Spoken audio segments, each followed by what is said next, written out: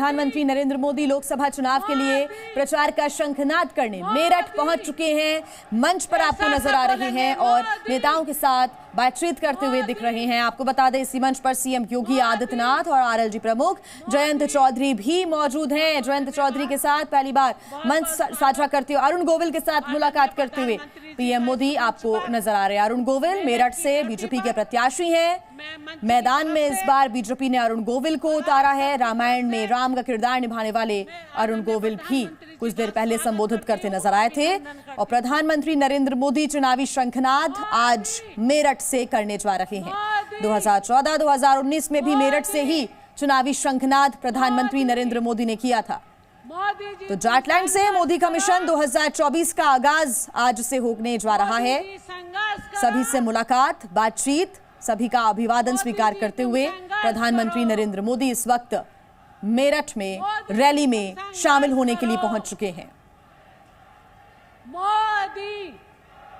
तो मेरठ की रैली में सुबह से ही लोग पहुंच रहे थे। प्रधानमंत्री नरेंद्र मोदी को सुनने के लिए बड़ी संख्या में लोगों का यहां पर पहुंचना शुरू हो गया था।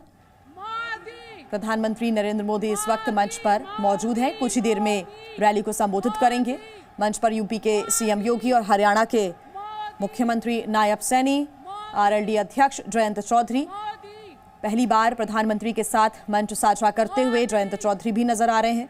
कुछ समय पहले उन्होंने एनडीए का साथ निभाया, साथ दिया, एनडीए का समर्थन कर रहे हैं। और बीजेपी प्रदेश अध्यक्ष भूपेंद्र चौधरी भी मौजूद हैं मंच पर। केंद्रीय मंत्री संजीव बालियान भी इस मंच पर आपको दिख रहे हैं। सभी का अभिवादन स्वीकार करते हुए प्रधानमंत्री कुछ ही देर में संबोधित करेंगे रैली को।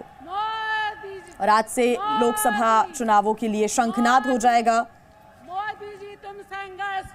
19 अप्रैल से लोकसभा चुनावों के लिए वोटिंग का सिलसिला शुरू होगा। इस बार लोकसभा चुनाव 7 चरण में हो रहे हैं शुरू, और ऐसे में एक पहला जो चरण है वो 19 अप्रैल को पहले चरण की वोटिंग होगी। इसके पहले जाटलैंड को साधने के लिए बीजेपी की, एनडीए की तमाम कोशिशें भी जारी हैं।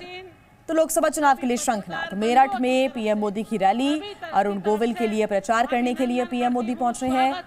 पश्चिमी यूपी की 5 सीटों को साधने की होगी कोशिश।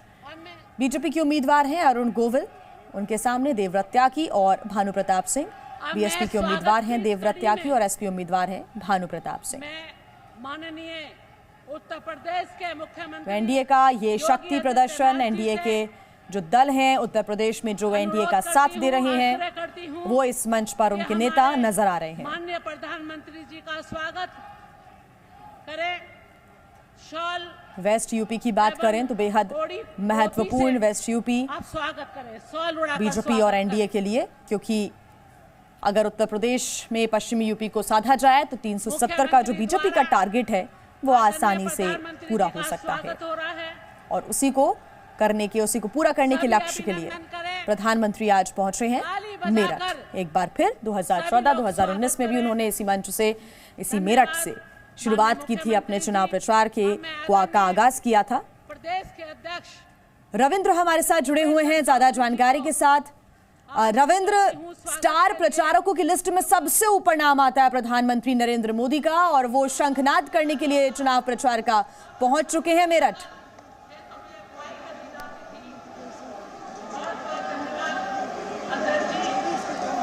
योगी आदित्यनाथ भी हैं और बाकी जो जयंत चौधरी के अलावा बाकी तमाम यहाँ पर नेता मंच पर मौजूद हैं। प्रधानमंत्री जैसे ही आए मोदी मोदी के नारे लग रहे थे और उसके साथ ही जय श्री राम के नारे भी लग रहे थे। भीड़ से बहुत बड़ी भीड़ है मेरठ में, और क्योंकि 2014 में भी प्रधानमंत्री नरेंद्र मोदी ने यहीं से शुरुआत की थी अपने कैंपेन की, 2019 में भी यहीं से शुरुआत की थी, और 2024 की जो कैंपेन है, महा कैंपेन बीजेपी उसका नाम दे रही है, 400 पार है, 370 प्लस है टारगेट, उसको भी कहीं ना कहीं ये मेरठ में आप कह सकते हैं कि इधर एएनआई से जा रहा है। मेरठ से इसकी शुरुआत कर रहे हैं प्रधानमंत्री नरेंद्र मोदी। आप देख सकते हैं कि यहाँ पर जो सबसे बड़ी बात है कि यहाँ पर जय श्री राम के नारे लग रहे थे, उसमें अरुण गोविल जो रामायण में श्री राम की भूमिका निभाने वाले अरुण गोविल यहाँ से बीजेपी के उम्मीदवार भी हैं। मंच पर वो अपना भाषण भी दे रहे थे थोड़ी देर पहले, और बार बार यही सभी जो भी वक्ता थे यहाँ पर, चाहे नायब सिंह सैनी हरियाणा के सीएम हो या फिर अब थोड़ी देर में योगी आदित्यनाथ भी यहाँ से संबोधित करेंगे, सबका एक ही टारगेट है, प्रधानमंत्री नरेंद्र मोदी के जो गारंटी है और जो चेहरा है उसके बदौलत पश्चिमी यूपी का जो 80 सीटों का टारगेट है, 75 प्लस का एक्चुअल लक्ष्य रखा गया है पार्टी द्वारा, उसे पूरा किया जाए।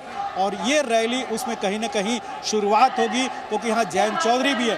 2019 से अलग ये रैली होगी, क्योंकि 2019 में जयंत चौधरी साथ में नहीं थे और बीजेपी पश्चिमी यूपी के 14-15 सीटों में से मात्र 5 सीटें ही जीती थी, लगभग 9-10 सीटें यहाँ की हार गई थी। इसलिए इस बार प्रधानमंत्री नरेंद्र मोदी ने जयंत चौधरी के साथ, बीजेपी ने जयंत चौधरी के साथ यहाँ पर अलायंस किया है। और आप एक तस्वीर आप देख सकते हैं, प्रधानमंत्री नरेंद्र मोदी लगातार जो नारी शक्ति की बात करते रहे, यहाँ के जो जनप्रतिनिधि हैं, जो मेरठ अंचल के हैं, चाहे मुजफ्फरनगर के, उन सब के साथ बातचीत कर रहे हैं योगी आदित्यनाथ। और महिला जो नारी शक्ति है वो प्रधानमंत्री नरेंद्र मोदी को बड़े से माल्यार्पण करने जा रही है, फूलों से उनको स्वागत किया जा रहा है। आप देख सकते हैं तस्वीर। और ये स्वागत करने वालों में सभी के सभी महिला जो नारी शक्ति है, महिला जो पदाधिकारी हैं, चाहे वो बीजेपी की हों या फिर जयंत चौधरी की पार्टी के हों या दूसरे दलों के जो एनडीए से हैं, उन सबों ने प्रधानमंत्री नरेंद्र मोदी का यहाँ पर स्वागत किया है मंच पर बड़े से फूलों के माला से। और ये लगातार प्रधानमंत्री हर मंच में आप देखिए कि 2024 का एक नई रणनीति बनी है कि जहाँ जहाँ भी रैली करने जा रहे हैं वहाँ पर उनका स्वागत नारी शक्ति लोग ही प्रधानमंत्री नरेंद्र मोदी को संबोधित कर रहे हैं, उनको स्वागत कर रहे हैं। और अब जयंत चौधरी बोलने जा रहे हैं।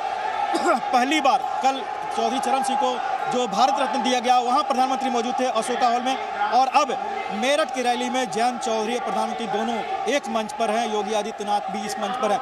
जयंत चौधरी जनता को संबोधित कर रहे हैं और वाकई ये यहाँ के जाटलैंड की जो कहा जाता है उस पर इस भाषण का भी काफ़ी असर होगा। एक मंच पर साथ आने का, एक साथ गठबंधन करने का और एक साथ पहली बार इस रैली को मेरठ के जयंत चौधरी द्वारा संबोधित करना, उसका प्रधानमंत्री नरेंद्र मोदी से संबोधित करना, ये पूरे पश्चिमी यूपी के लिए एक नई भूमिका निर्वहन करेगा 2019 से अलग।